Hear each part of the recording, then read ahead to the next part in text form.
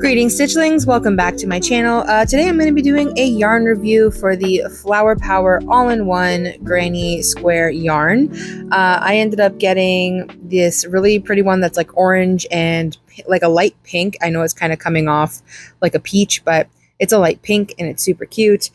And this is a 4-weight 100% acrylic yarn. It uses a 5.5 millimeter crochet hook, and I gotta say the colors actually matched up pretty good.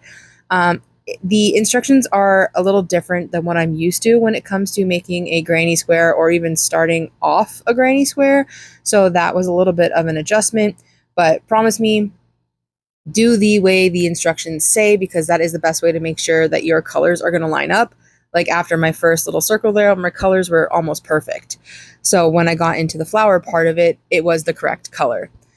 The instructions were super clear. There were some issues along the way, mostly because I don't know how to count. But other than that, the entire granny square went super smooth. Of course, my kitty there had to inspect my skein for me, making sure that it is good to go and it is not a lethal skein that is going to kill me. So anyways, we got down row 2. So far, so good. And now I am working on the actual flower itself. I had to kind of reread this pattern a couple times. For some reason, the way the petals are assembled kind of did not compute in my brain. And I don't know why, but I persevered. We got through it. Like, as you can see, I just keep having to look back like, okay, wait, what is this trying to tell me? So I did figure it out. It's just a lot of treble crochets. And for some reason, my brain just was not computing what a TR was.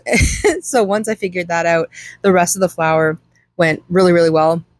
And I mean, this is a really easy pattern. I memorized it. I can do it without even looking at the instructions now.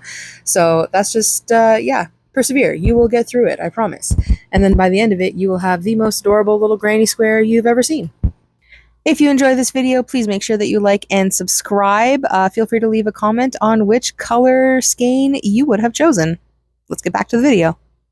Now, when it got to the end of the petals, the instructions to me were a little unclear. I wasn't sure if I was supposed to do a slip stitch or if I was just to connect it to the other petal, because to me it didn't look like a petal. And then I was left with like a whole bunch of orange, which also left me with question marks. But it was just my tension. I fixed my tension and then the flower was totally fine. Then we got to the pink portion, which is the first section to actually turn this into a square. And this is where I learned that I do not know how to count. Yeah, every petal is supposed to have the same amount of stitches around it, and I did not realize that I was not doing that. So I figured that out, and then all was good. These knots were not part of like the actual skein. This was just because I pulled out a whole bunch of yarn and I had to frog it, and so I kind of tangled it up. I have to say the yarn came out really smooth. It even had the center pull ready to go. Like, as you can see, like it's curling. It's like a bowl, because I don't know how to count. If I knew how to count, that wouldn't be a bowl. It would have laid nice and flat like it's supposed to. And then, yeah, we're into the next row in order to make it into a square.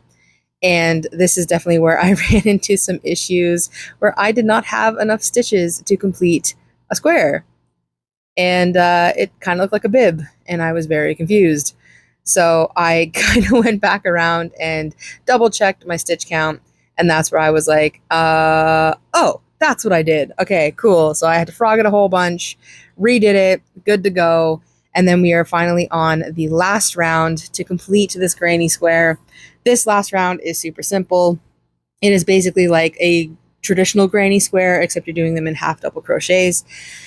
And as long as you have counted correctly, you are working in the spaces. You're not actually working in the stitches. So if you do mess up, which of course I did, I just took some liberties and made up some spots to put these stitches. And yeah, like right here, like that's not supposed to be there. I'm not supposed to have an extra stitch right there. So I was like, we're gonna have this extra stitch today. Why not? And yeah, I just went ahead and I completed the rest of the granny square, but I made sure to adjust my mistakes with the other 11 granny squares that I ended up completing. I will also say that once I had completed all of the granny squares in the skein. For some reason, the very last one left me with not enough yarn to actually complete the square, which was a little annoying. But because all of the previous squares had so much left over, I was able to kind of pull the yarn from those in order to complete that final square, and it worked out. I got all 12 of my squares. I give this like a 9 out of 10. Loved it. Hope you like this video. We'll see you in the next one.